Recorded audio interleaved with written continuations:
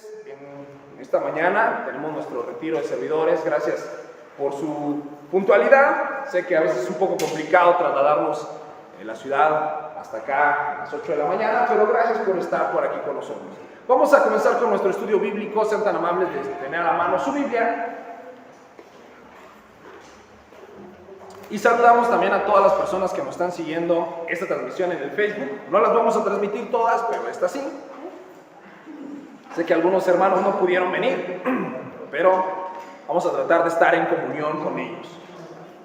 Ayúdame abriendo tu Biblia, si eres tan amable, en la primera carta a los Tesalonicenses. Vamos a leer el capítulo 5, el verso 23, primera de Tesalonicenses, capítulo 5, verso 23. Y cuando estés ahí, levantas tu mano para que yo sepa que podemos comenzar a leer. ¿Estamos listos? Tesalonicenses 5, 23 de su primera carta. ¿No? Ok. ¿Estamos listos? Muy bien. Primera de Tesalonicenses, capítulo 5, verso 23, dice así: y el mismo Dios de paz los santifique por completo, todo su ser, espíritu, alma y cuerpo, sea guardado irreprensible para la venida de nuestro Señor Jesucristo. Y todos decimos amén. El tema de esta mañana es precisamente espíritu, alma y cuerpo, o la división que hay dentro de mí. Nosotros como cristianos tenemos que entender que no es un asunto menor conocernos a nosotros mismos. A veces se hace un sobreénfasis en el tema del ser humano, cayendo en el humanismo, desplazando a Dios y poniendo al hombre en el centro del universo, pero no es lo que buscamos hacer esta mañana. Porque también se comete otro error, que es ignorar la importancia de cómo somos, o cómo fuimos creados como seres humanos, y no nos damos cuenta que la composición y el diseño que nos ha sido dado impacta en todas nuestras relaciones. Los martes estamos tomando el seminario. ¿Quién está en el seminario los martes? Bueno, a ustedes les va a hacer mucho clic esta clase porque es muy parecido a lo que estamos estudiando en el seminario. Estamos viendo la clase de Antropología, que es el estudio del hombre. Y hablar del diseño del hombre es hablar de nosotros. Somos creados como seres sociales. O alguien de ustedes puede decir: yo no necesito a nadie para vivir. ¿Quién no necesita a nadie? No existe un solo ser humano que pueda funcionar y existir de manera correcta en aislamiento. De hecho, cuando queremos imponer como sociedad un castigo a una persona, ¿cómo lo castigamos? Lo aislamos. Muy bien. Como sociedad metemos a la gente a la cárcel. Los aislamos de la sociedad. Y bueno, como comentaba la ley del hielo, eso es más cuando queremos mostrar o sentir a alguien nuestro desprecio. No te quiero cerca de mí, te voy a ignorar. Porque somos seres sociales y dependemos de las relaciones entre nosotros. Entonces Dios nos creó como seres sociales, pero como seres con una tricotomía. ¿Alguien sabe lo que es la tricotomía? Tres formas. Que tenemos tres partes, como lo acabamos de leer en Tesalonicenses, que son cuerpo, alma y espíritu. Así es, cuerpo, alma y espíritu. Y la unión o la función de esas tres partes en nuestras relaciones, principalmente nuestra relación con Dios, pero también nuestra relación entre nosotros, impacta mucho, pero también lo desconocemos mucho y por eso tenemos conflictos. Nosotros somos seres principalmente espirituales. Si se dan cuenta, en esta tricotomía tenemos dos naturalezas: una naturaleza física y una naturaleza espiritual. De hecho, dos de nuestras tres partes son espirituales, por eso somos seres primordialmente espirituales. Tenemos un alma y un espíritu que son evidentemente pertenecientes a la esfera espiritual, porque no los podemos ver, no los podemos tocar, no son cosas tangibles, pero sí son cosas que podemos sentir. Y tenemos el cuerpo, que es la parte física. Entonces, el apóstol Pablo, en la carta a los Tesalonicenses, está haciendo un resumen de todo lo que les ha dicho y hace una oración por ellos. Es como decirle: mi deseo es que Dios cumpla lo siguiente en ustedes. Y fíjense, vamos a leerlo nuevamente para que veamos qué es lo que les está diciendo. Y el mismo Dios de paz, hablando que esa es una obra que hace Dios, los santifique por completo. Sabemos nosotros que la palabra santificación significa cortar y separar. Entonces Dios, el deseo del apóstol Pablo es que Dios termine de cortarnos y separarnos del mundo, y dice por completo, hablando de una obra profunda, en todo su ser, refiriéndose como una sola cosa. Esta tricotomía no es que somos tres personas, nosotros no somos la Trinidad, no somos el Padre, el Hijo y el Espíritu Santo, que son tres personas distintas cohabitando. Nosotros somos un solo ser, compuesto por alma, cuerpo y espíritu, pero al final del día tenemos una sola mente, una sola voluntad, una sola conciencia, somos un solo ser. Dice, en todo su ser, y es cuando lo enlista: espíritu, alma y cuerpo. Y los pone en orden de prioridad: espíritu, alma y cuerpo. Dios tiene que santificarnos, Dios tiene que apartarnos para Él, principalmente en el espíritu, seguido en el alma y terminando con el cuerpo. Y dice que seamos guardados en este ser, espíritu, alma y cuerpo, de forma irreprensible. ¿Qué significa irreprensible? Supongo que eso que dijeron que no entendí es lo correcto, pero la irreprensión es que no seas propicio de castigo. En otras palabras, que Dios te guarda en comunión con Él. No dice de manera perfecta, porque mientras tengamos vida, mientras estemos de este lado del sol, somos seres imperfectos, pero sí podemos ser irreprensibles. A lo que aspiramos es a ser irreprensibles, a que a pesar de que yo fallo y me equivoco, yo tenga mi conciencia tranquila delante de ¿quién? De Dios. Desde mi imperfección, que Dios me santifique y me permita ser encontrado irreprensible para el día que Cristo vuelva por nosotros. ¿Cuántos de ustedes esta mañana están irreprensibles esperando la venida de Jesús? Amén. No sentí tanto convencimiento, pero esperemos que sí sea así. Dice, para la venida de nuestro Señor Jesucristo. Y estamos hablando con servidores, con miembros de la iglesia, que no se dan cuenta de la importancia de tener santificado nuestro espíritu, nuestra alma y nuestro cuerpo. Y el principal lugar donde tenemos conflicto no es en el espíritu, ni es en el alma. Los conflictos del ser humano arrancan en el cuerpo. En el cuerpo. ¿Con qué pecas? Con el cuerpo. Con el cuerpo. En el corazón nacen los pecados, pero ¿en dónde da a luz el pecado? En el cuerpo. En el cuerpo. Porque, por ejemplo, supongamos, solo es un supongamos, que me cae gordo Don Luis. Solo es un supongamos. Yo lo aprecio mucho.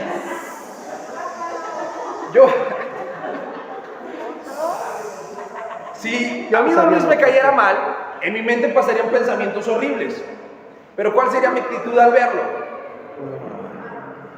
Yo haría algo para mostrar que me cae mal. Lo vería feo, hablaría mal de él, sería grosero, tendría actitudes con mi cuerpo que manifiestan este pecado. La impureza sexual nace en la mente, la pensamos, pero ¿en dónde la ejecutamos? En el cuerpo. La violencia nace en el corazón, pero ¿en dónde la ejecutamos? En el cuerpo. Para orar, el deseo de orar nace en el corazón. ¿Y con qué lo ejecutamos? En el cuerpo. Leer la Biblia, nace el deseo en el corazón, proveniente del espíritu, pero ¿con qué lo ejecutamos? En el cuerpo. ¿Puedes ver cómo el problema radica en el cuerpo? Es la entrada para lo bueno y para lo malo. Vamos a leer ahora, si te parece bien, Génesis, para que podamos poner un poco más de énfasis en lo que te estoy explicando. Génesis capítulo 1, verso 26.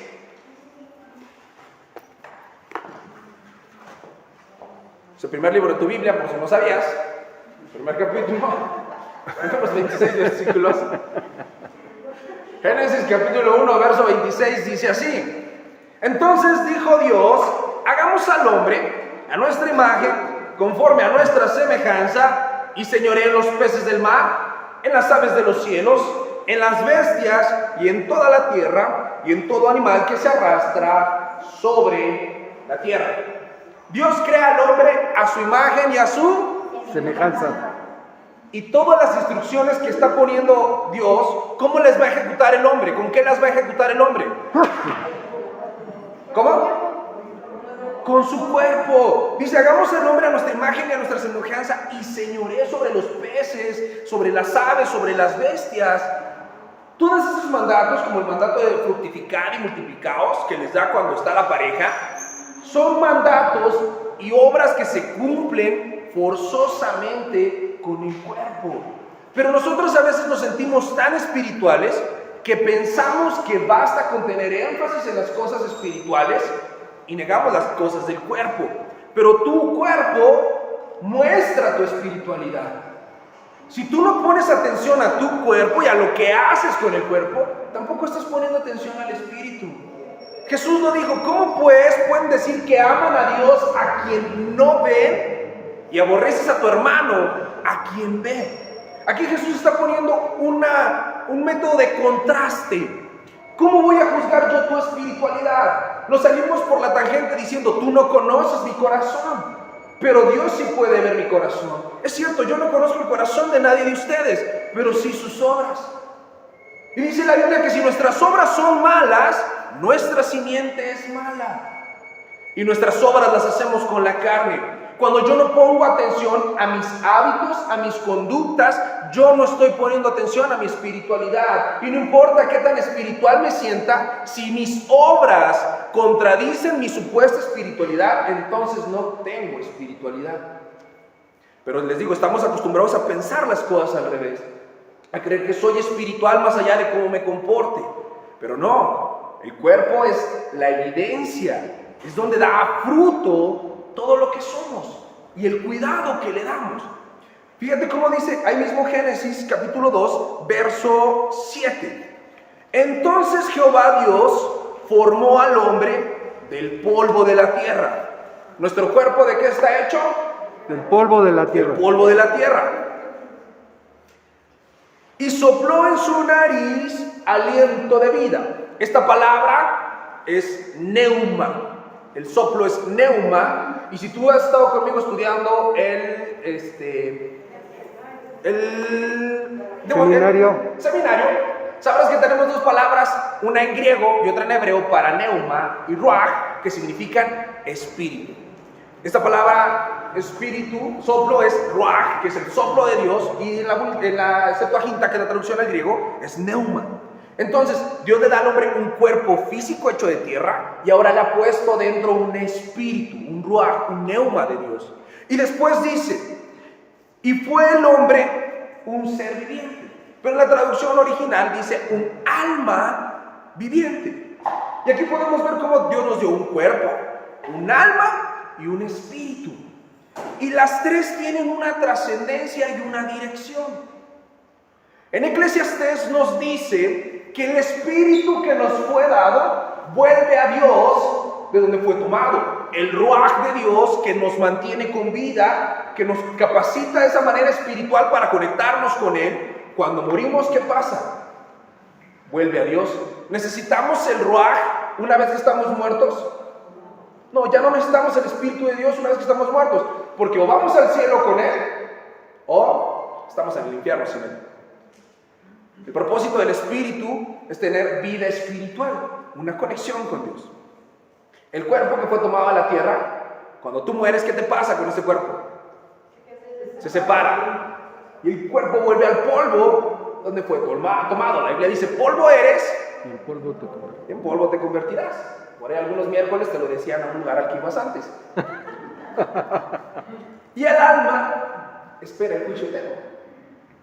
Cuando tú mueres, o vas al seno de Abraham, que es el paraíso, esa estancia previa a reinar con Cristo por la eternidad, o vas al infierno, que es esta cárcel previa al lago de fuego. Pero, ¿qué determinó que yo estuviera en el paraíso o en el infierno? Lo que hiciste con el cuerpo. Y la Biblia dice que somos, ¿qué? Templo del Espíritu Santo. Y que el que destruye el templo, Dios le destruirá. Ahora, ya con esto como preámbulo, vamos a pensar en nuestras relaciones interpersonales y el uso del cuerpo que le damos para medir nuestra santidad. Número uno, yo tengo que entender que el diseño que está establecido en Génesis se corrompió. El capítulo siguiente, Adán tiene un cuerpo que no enferma y no envejece, ¿no? Todos quisiéramos ese cuerpo, ¿verdad? Que no engorda, que no se pone feo. Un espíritu perfectamente conectado con Dios, tanta era la conexión que tenían que ellos veían a Dios, y un alma en estado de plenitud, con todas sus necesidades satisfechas. Pero el hombre usa su cuerpo, ¿para qué? Para pecar. Para pecar. Y la mujer, dice la Biblia, peca primero. Y el que peca primero peca dos veces, ¿eh? ¿No me creen? ¿Quién se comió primero el fruto? Eva. ¿Y quién engañó a Adán? Eva. El que peca primero peca dos veces. No justifiquen a la mujer, nomás estoy diciendo lo que dice la Biblia. No, el hombre utiliza su cuerpo para pecar al comer la fruta, fruto prohibido. Adán y Eva usan ambos su cuerpo para pecar, y entonces sucede la tragedia más grande de la historia. Pierden su comunión con Dios. Muere su espíritu. Viene una muerte espiritual. Ese ruaj de Dios, ese soplo de vida que está en ellos, se ha separado de su alma y de su cuerpo. Ahora sienten con el cuerpo, miran con el cuerpo, tienen emociones y conciencia dentro del alma, pero han perdido la comunión ¿con quién? Dios. Con Dios, por el pecado. Y en esta condición de estar separados de Dios, porque murió su espíritu, son echados fuera de él, y todos heredamos ese ADN caído. La Biblia le llama, ¿cómo? Naturaleza caída. Levanta su mano, ¿quién de ustedes tiene una naturaleza caída? Todos nacimos con un defecto. Tenemos el espíritu, el alma y el cuerpo, pero nacimos con el espíritu separado de nuestra alma y nuestro cuerpo. Nacimos incapaces de relacionarnos con Dios. Por lo que hacemos, ¿con qué? Con nuestro cuerpo. Todos los pecados los hemos cometido con el cuerpo. Entonces, la siguiente prédica vamos a hablar de cómo Dios nos reconcilió, pero hoy, en este momento solo se los voy a explicar de manera muy breve. Cristo toma nuestro lugar en la cruz y nos reconcilia con el Padre. Y según lo que Jesús le explica a ¿cómo se llama el fariseo? Se me olvidó su nombre. Nicodemo. Nicodemo, muchas gracias. Lo que Jesús le explica a Nicodemo, el que no naciere de nuevo no heredará el reino de los cielos. Y dice, ¿cómo puede uno viejo regresar al vientre de su madre? Hablando de la parte física, y Jesús dice, esto no es físico, Nicodemo.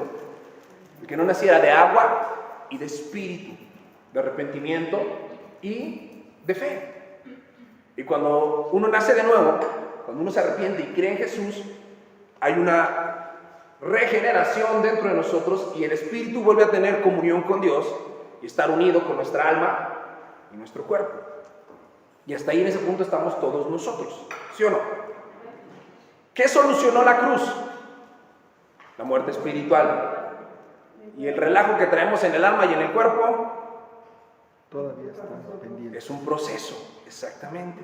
Están pendientes. En el alma tenemos la mente y la voluntad.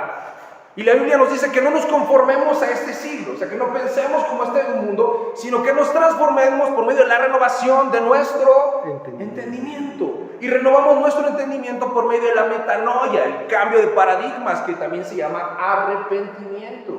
Yo cambio mi manera de pensar cuando me arrepiento, y me arrepiento cuando conozco la verdad, y la verdad es la palabra de Dios. Entonces, la Biblia va a ir transformando de manera gradual y progresiva mi alma. Entonces, queda pendiente una parte. ¿Cuál es la parte que queda pendiente? El espíritu. El cuerpo. El cuerpo es la parte que queda pendiente. A medida que hacemos lo que hacemos, de que venimos los domingos, y en esta ocasión es sábado, y adoramos a Dios, y leemos la Biblia, nuestro espíritu nos permite tener comunión con Dios. Esa comunión con Dios va santificando nuestra alma, pero no podemos quedar ahí. Tenemos que ponerlo en práctica para que nuestro cuerpo sea también santificado. Ahora sí, somos seres que tenemos dos naturalezas, una física y una espiritual. Hemos sido regenerados en el área espiritual, pero seguimos con grandes problemas en el alma que se traducen en el cuerpo. Ahora piensa, si tú juntas a 12 delincuentes en una jaula, ¿qué crees que pase? ¿Se van a hacer grandes amigos o van a estarse traicionando y tratando de robarse entre ellos? La segunda opción. La segunda opción. Bienvenidos a la iglesia del Señor. De lo vil y lo menospreciado nos llamó. Díganme, ¿quién de ustedes era bueno antes de que Cristo lo alcanzara? ¿A quién ya se le olvidó todo lo que hacía antes de que Cristo lo alcanzara? ¿A quién ya no le gusta nada lo que hacía antes de que Cristo lo alcanzara? ¿Y por qué esperas que los demás se actúen así y tú no? Es el gran conflicto que tenemos como iglesia, mis amados. Que no entendemos quiénes somos, cómo fuimos formados, y por consecuencia mi expectativa de los demás es una expectativa equivocada. Y entonces, en lugar de actuar en el espíritu, obramos en la carne. Porque yo vengo a la iglesia esperando perfección. No sé si te pasó la primera vez que viniste a una iglesia, pensabas que todos eran felices. Parecía una aldea de pitufos cantando, ¿no? Todos bonitos, felices, iguales. Y querías ser parte de ellos. Y cuando te hiciste parte de nosotros, viste que eres el pitufo gruñón. Y que en tu corazón hay cosas muy feas. Y empezaron a caerte mal los demás hermanos. Y empezaste a tener diferencias con ellos. Y a pensar distinto a ellos. Y a enojarte porque piensan distinto a ti. Hasta por las canciones que cantamos. Esa a mí no me gusta. Otra vez esa. ¿Y por qué está cantando el Oscar si ni canta bien? ¿Por qué no tienen instrumentos? ¿Por qué siempre las mismas? Y empezamos a obrar desde la carne, cuando supuestamente somos seres espirituales. ¿Por qué no hemos puesto atención en lo que hacemos en la carne? En la carne tenemos 5 cosas que se llaman los 5 sentidos, o las 5 maneras de ser engañado. Lo que escuchamos, lo que vemos, lo que sentimos, lo que olemos y lo que nos gusta. No, los 5 sentidos. ¿Y cuántos venimos con esos 5 sentidos despiertos a catar la iglesia? A ver cómo me saludaron, a ver cómo me trataron, a ver cómo me habló. Y empezamos a ignorar que estoy tratando con otras personas que, al igual que yo, son seres que tenían una naturaleza caída y que ahora han sido regenerados, pero siguen luchando con la naturaleza caída que está en sus cuerpos. Se nos olvida lo que dijo el apóstol Pablo. Fíjate, el apóstol Pablo, un hombre que sanaba enfermos, un hombre que predicaba el evangelio, un hombre que cantando hizo que se cayera una cárcel. Él dijo: he descubierto que hay una lucha dentro de mí. Y en mis miembros, entonces en mi cuerpo, habita la ley del pecado. Y hago el mal que no quiero. Que no quiero. Él se quería portar bien, pero sus tendencias y sus inclinaciones eran hacer lo incorrecto. Y es el apóstol Pablo, el gran teólogo del Nuevo Testamento, quien escribió más de la tercera parte del Nuevo Testamento. Si ese hombre tuvo la sabiduría y la madurez de reconocer su pecado y de decir que de los pecadores él era el primero, tú y yo tendríamos que entender que entonces somos el segundo. ¿Pero realmente venimos a la iglesia con esa actitud? No. Venimos sintiéndonos justificados y buenos, porque no ponemos atención en lo que hacemos, en cómo nos comportamos, en cómo nos conducimos. No ponemos atención en el trato que le doy a los demás. Y no se trata de poner atención en cómo me comporto ya dentro de la iglesia. Tienes que poner atención en cómo te comportas, ¿dónde? En el día a día. Los que somos papás, ¿cómo te comportas con tus hijos? ¿Cuánta atención les pones? Porque acuérdate que una forma de castigo es ignorarlos. Si eres un padre que no le dedica tiempo a sus hijos, ¿eres un buen padre? No me respondas, es pregunta retórica. A partir de este momento todas las preguntas son retóricas, te las respondes tú solito.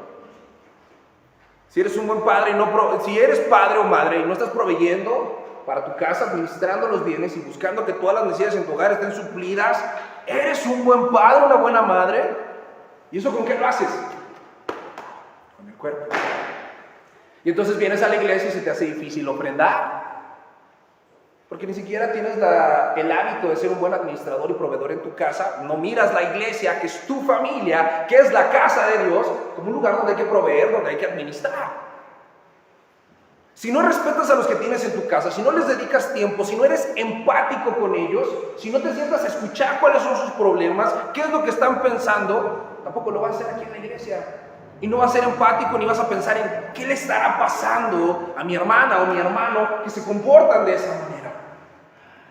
Y salimos con la vara a exigir que todos midan lo que yo mido, que todos estén a la altura de lo que yo quiero que estén. Y entonces yo no estoy cumpliendo con la ley. Jesús dijo, la ley se resume en esto. Lo dijo, incluso le preguntaron a Jesús de qué se trataba y él dijo, yo no he venido a abrogar la ley. O sea, no he venido a decir ya no crean en la ley, ya no crean en los mandamientos, he venido a cumplirlos. Pero se los voy a resumir porque no los entienden, son muchos mandamientos, pero hay una manera de cumplirlos todos. Amarás a Dios con toda tu mente, con todo tu corazón y con todas tus fuerzas, alma, cuerpo y espíritu. Y a tu prójimo, ¿cómo? Como a ti mismo. Con la misma manera que eres paciente contigo, sé paciente con los demás. Con la misma manera que procuras tu bienestar, procura el bienestar de los demás. Con la misma manera que esperas que Dios tenga misericordia de ti y te perdone todos tus pecados, ten misericordia a los demás y perdónale todos sus pecados. Porque todos tenemos una carne caída que cargamos todos los días, con la que pecamos, con la que fallamos. Todos tenemos un mal día o muchos malos días. Todos una vez llegamos con problemas a la iglesia y de malas, o corriendo. Pero cuando yo soy el juez, estoy juzgándolos a todos. Y juzgo sus motivaciones, y juzgo sus intenciones. Y yo creo que yo soy el de la vara. Pero a mí Jesús no me puso a ser el juez de nadie. Mi Cristo me dijo que los amara. Porque en eso sabrán que yo soy su discípulo, en que los ame a ustedes. Y si ustedes quieren ser discípulos de Jesús, tendrán que amarme a mí y amarse entre ustedes. Y el amor no es un sentimiento. El amor es una convicción, es un deseo. El amor es entregarse para que el otro esté bien. Y no hay mayor bienestar en una persona que esté cerca de Dios. ¿Cuánto de lo que tú haces es para que yo y los demás hermanos de la iglesia estemos más cerca de Dios? Si no vienes a la iglesia a hacer eso, no sé entonces a qué estás viniendo. Si yo viniera a predicar, sacándome el sermón de la manga, a contarles chistes o hacer un monólogo, ¿a qué vendría? Yo no puedo venir así. Yo entiendo que tengo una tarea que es hablar la palabra de Dios para que ustedes conozcan más a Dios y estén más cerca de Dios. Esa es mi tarea. Y trato de cumplirla. Pero no soy el único que tiene esa tarea. ¿Sabes quién más tiene esa tarea? Todos ustedes. En la parte que hagamos, aunque yo sea el que dé la bienvenida, aunque yo sea el que venda las tortas, aunque yo sea el que pase los papelitos para la oración, me toque la alabanza, los niños, los anuncios, aunque nada más esté acomodando las sillas, sin importar la tarea que yo tenga que hacer, tengo que venir para que la gente conozca más a Dios y esté más cerca de Él. Esa es nuestra tarea. Pero no se cumple solo en la iglesia, eso arranca en nuestra casa. Yo no me convierto en un siervo de Dios cuando entro por esa puerta. No nada más soy siervo de Dios los domingos mientras haya reunión. Yo tengo que ser un siervo de Dios 24 horas los 7 días a la semana, porque 24 horas y los 7 días a la semana convivo con este cuerpo caído que le estorba a mi alma y a mi espíritu. Y la Biblia dice que tenemos que desarrollar dominio propio. Niéguense a sí mismos, tomen su cruz y sigan. Y lo cantábamos hace ratito, cuando hablábamos la canción de Hazme un siervo para tu gloria. Tomaré mi cruz, te seguiré, Jesús. Pregúntate a ti mismo y respóndete: ¿te estás negando a ti mismo para seguir a Jesús? Si hay una actividad en la iglesia y se te invita y dices, no gracias, ¿a quién le has dicho no gracias? ¿Qué tan seguido dices no gracias? ¿No?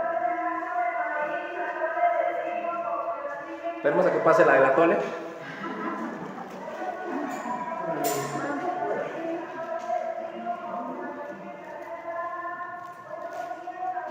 Levantarte temprano esta mañana, ¿con qué lo hiciste? Con el cuerpo. Con el cuerpo. ¿Y cuántas ganas tenía el cuerpo de hacerlo? Yo te lo confieso, puse mi alarma a las 5 de la mañana y dije, ay no, otro ratito. Y se me fue una hora. Porque mi cuerpo es perezoso y no me deja. El espíritu, la verdad, está dispuesta, pero la carne es débil. Y si yo la apapacho, pues voy a vivir por la debilidad. Y entonces, ¿cómo voy a evitar el pecado? Una pregunta. Cuando tú murmuras, ¿con qué murmuras?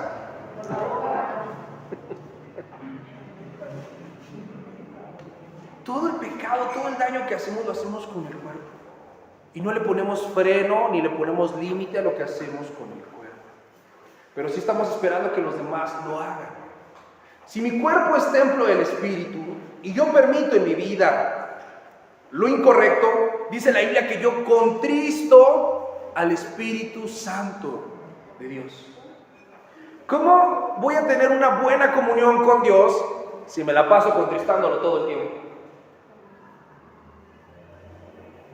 A veces nos preguntamos, Señor, ¿qué necesitamos para ser más como tú?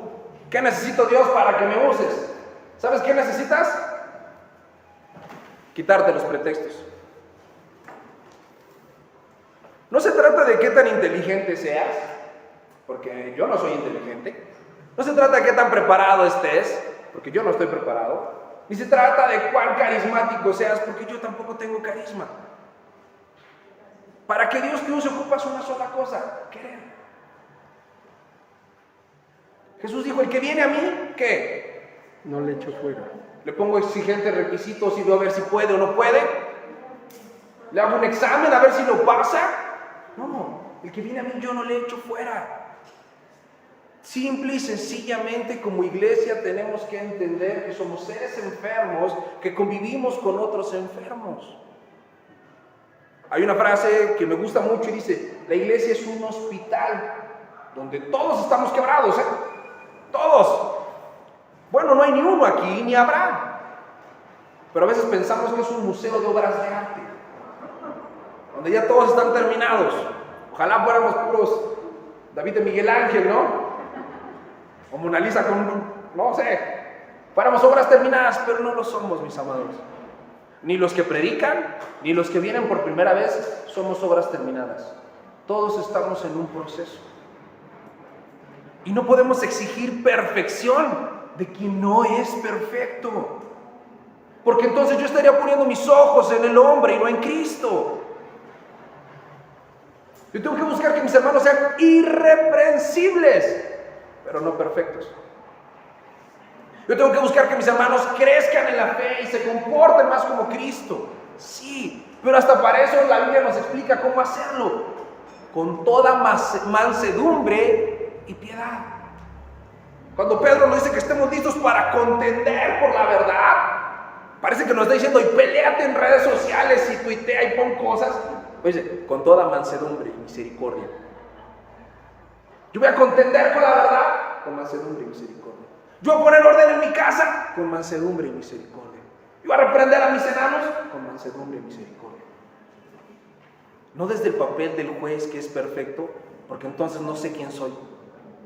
Y dice la Biblia que el que dice que no peca, ¿qué? Miente y hace mentiroso a Dios. Levanten su mano, ¿quiénes de ustedes pecan? Bueno, ya está con confianza, ¿no? Pero cuando realmente reconocen sus pecados delante de los demás, les gusta ponernos la mascarita de que somos santos y perfectos e impolutos. La gente te va a conocer como eres, porque puedes fingir un rato, pero no para siempre. Entonces, en esta división que hay dentro de mí, la primera parte que tengo que entender es que yo soy un ser caído, que convive con otros seres caídos, que aquí no hay perfección. El único perfecto es Dios, el que mora dentro de nosotros. Y para yo parecerme a Dios, tengo que comenzar reconociendo que el que está mal soy yo y que lo necesito. El que no naciere de agua y de espíritu. Esa parte de la Biblia me gusta mucho. Juan el Bautista acaba de arrancar su ministerio, está llamando a todos al arrepentimiento. ¿Y cuál era la seña que se arrepentían? Muy bien, que se bautizaban.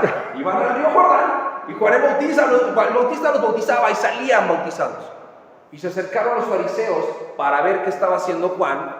El primer profeta en 400 años. Dios no había dicho nada por voz de un profeta en 400 años.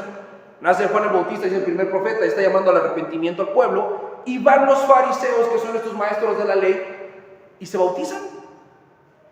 No, se quedan a la orilla viendo qué es lo que pasa. Y Juan el Bautista les hace una pregunta muy amable. Generación de víboras, ¿quién los enseñó a huir de la ira venidera? Y no se bautizaron. Y Jesús, sabiendo que los fariseos lo habían rechazado, hablando con Nicodemo, le dice: el que no naciere de agua y espíritu.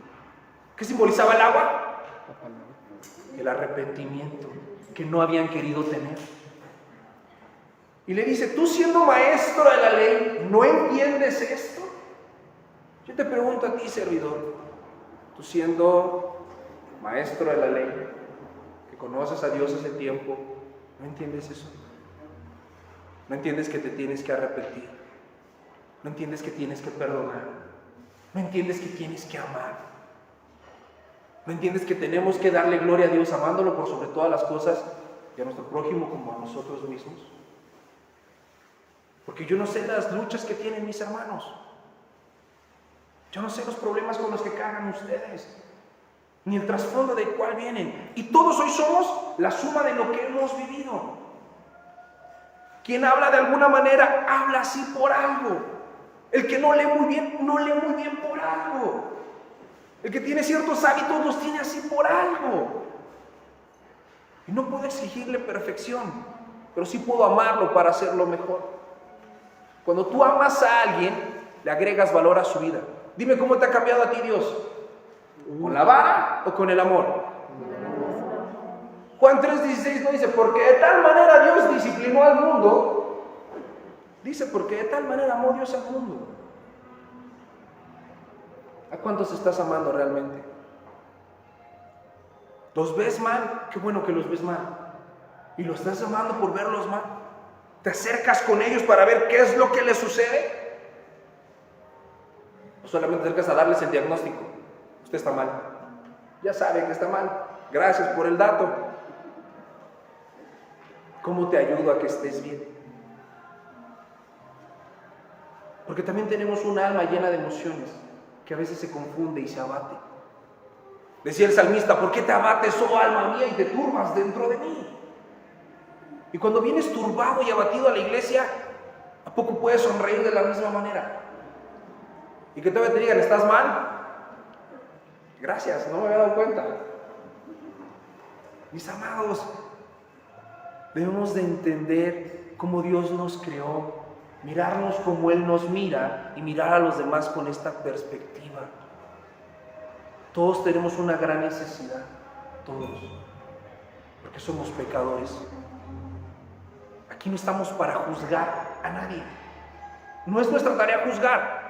Si es nuestra tarea buscar hacer las cosas bíblicas y obedecer la palabra de Dios, sí, pero no juzgar a nadie. Antes de juzgar a alguien, ámalo. Acércate con él y ve cómo le puedes ayudar. Si después de hacer eso no cambia, entonces yo te doy permiso que lo juzgues. Pero primero ámalo. Y no al revés. No primero lo juzgues y luego lo quieras amar. ¿Amén? Bueno, vamos a terminar este tiempo orando, si te parece bien. Si me ayudan por favor con alguna adoración.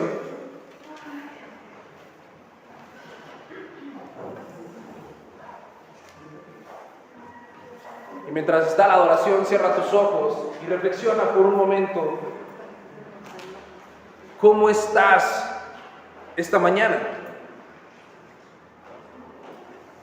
has nacido de nuevo, tienes vida espiritual, la palabra de Dios santifica tu alma, pero ¿cuánto de esto se nota en tus actos? ¿Cómo está tu cuerpo? ¿Realmente es el templo del Espíritu? ¿Realmente estás buscando ser un reflejo del amor de Dios, parecerte a Cristo? ¿Extiendes tu mano al necesitado, provees a los tuyos, consuelas al afligido, das de comer al hambriento y de beber al sediento? ¿Das consolación al que la necesita? ¿O solo eres un gran juez que señala los defectos de los demás? Vamos a orar.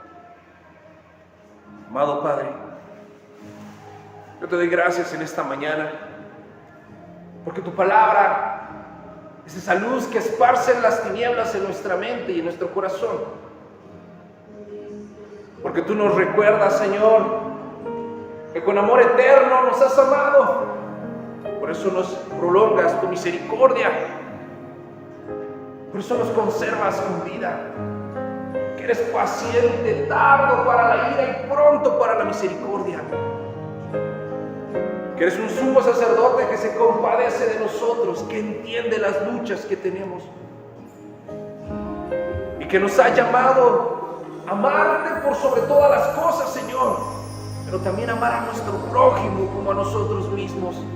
Enséñanos, Dios, y ayúdanos a amar a nuestro prójimo como tú los amas, a mirarlos como tú los miras, a tener compasión, paciencia, amor, bondad, benignidad y dominio propio para tratar a los demás, empezando en nuestra casa.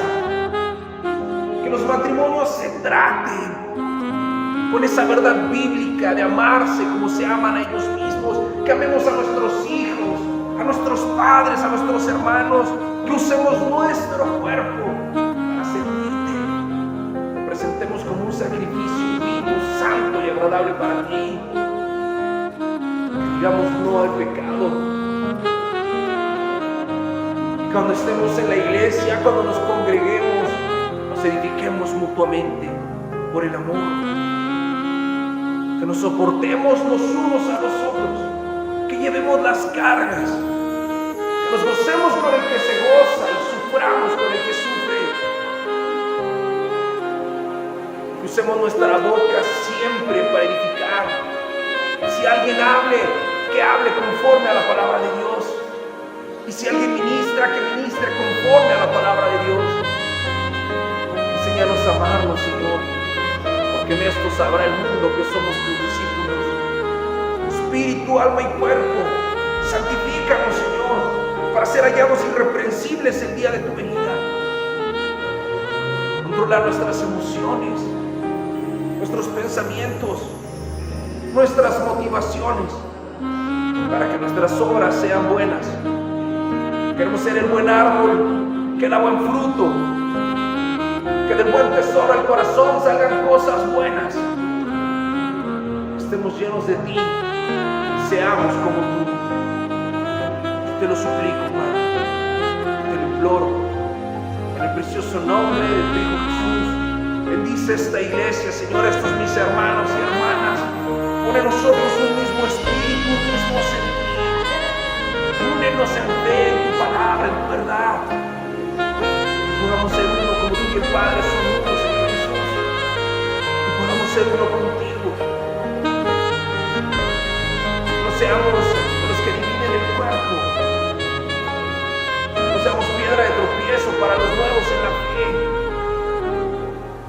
Que amemos, que instruyamos, que estemos dispuestos a contender con la verdad, pero con toda paciencia y humildad, toda mansedumbre y misericordia, para que tú seas glorificado. Padre, todo esto te lo pido en el precioso nombre de Jesucristo. Amén y amén.